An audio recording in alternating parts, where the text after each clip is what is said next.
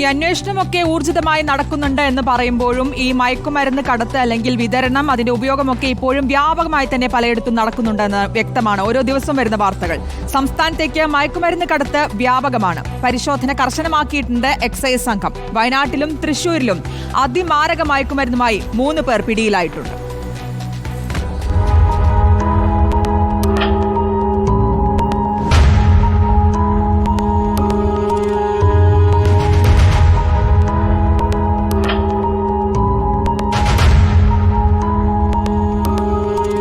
Christmas പുതുവത്സരത്തോടനുബന്ധിച്ച് സംസ്ഥാന അതിർത്തികളിലും check പോസ്റ്റുകളിലും excise കർശന പരിശോധനയാണ് നടത്തിവരുന്നത്. ഈ പരിശോധനയിലാണ് ഇതര സംസ്ഥാനങ്ങളിൽ നിന്ന് അതിമാരക മയക്കുമരുന്നായ മെത്താഫിറ്റമിനുമായി വയനാട്ടിലും തൃശൂരും 2 ദിവസത്തിനിടെ 3 പേർ പിടിയിലായത്. സംസ്ഥാന അതിർത്തിയായ വയനാട് പൊൻകുഴിയിൽ വെച്ച് എക്സൈസ് നടത്തിയ വാഹന പരിശോധനയിൽ മൈസൂരിൽ നിന്നും തൃശൂരിലേക്ക് വരികയായിരുന്ന KSRTC ബസ്സിലെ യാത്രക്കാരിൽ നിന്നും 30 ഗ്രാം മെത്താഫിറ്റാമിനാണ് പിടികൂടിയത്.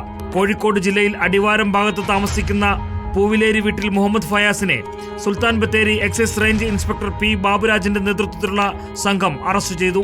സുൽത്താൻ ബത്തേരി കോടതിയിൽ ഹാജരാക്കിയ പ്രതിയെ റിമാൻഡ് ചെയ്തു.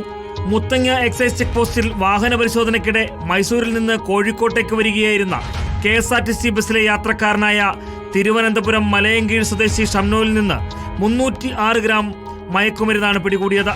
തൃശൂരിൽ 39 ഗ്രാം മെത്താഫിറ്റമിനുമായാണ് യുവാവിനെ എക്സൈസ് പിടികൂടിയത്. തൃശൂർ പാലക്കൽ സ്വദേശിയായ നിഖിലാണ് പിടിയിലായത്. Thrissur excise enforcement and anti narcotic special squad, Thrissur excise intelligence, Thrissur railway protection force എന്നിവരുടെ സംയുക്ത നീക്കത്തിലാണ് മയക്കുമരുന്ന് പിടികൂടിയത്. ആകെ 683 ഗ്രാമോളം മെത്താഫിറ്റമിനാണ് 3 നിന്നായി പിടിച്ചെടുത്തത്.